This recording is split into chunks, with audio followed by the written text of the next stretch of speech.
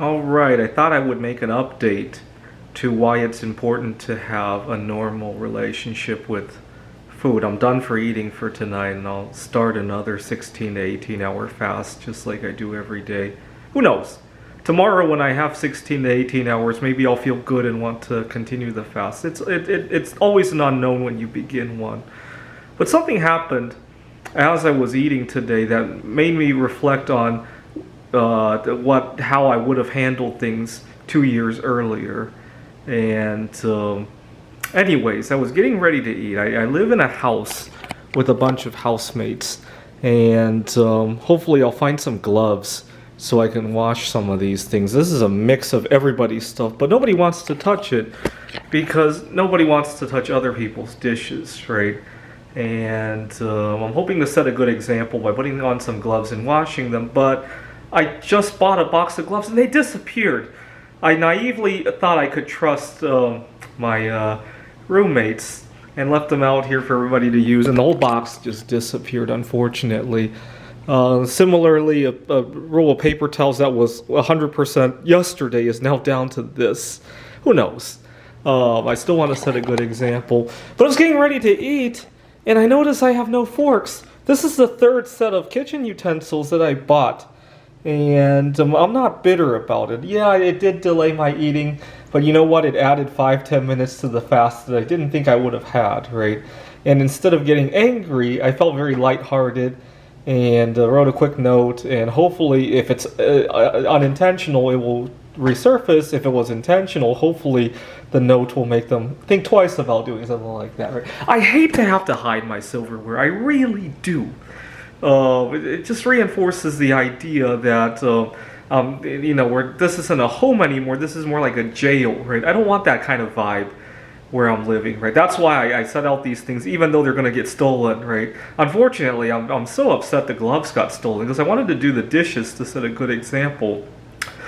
But anyways, it's 2021. Back in 2019, a situation like that could have led to me getting very angry, destroying chemistry between my roommates, and I got evicted from one place over something that started very similarly, right? And okay, well, this is, just one situation that could come up, right? I've had times where I've walked out of social occasions in order to chase food cravings, right? I've lost jobs over it. I've not gotten jobs over it because at the interview I was kind of just antsy about wanting to eat something or something like that, right? But missing social opportunities is probably the number one loss that I had. I was at a Fred Meyer. This is a grocery store that has a cafeteria 2 years ago when I had gotten my favorite frozen meal, heated it up in the microwave, and I went to the cafeteria area where they had utensils, but they were out. So I go to the customer service of the grocery store, and the customer service pointed me right back to where we have utensils over there. And, it's not so much that I disliked the answer. It was more that it forced me to rethink about just how much I'm eating.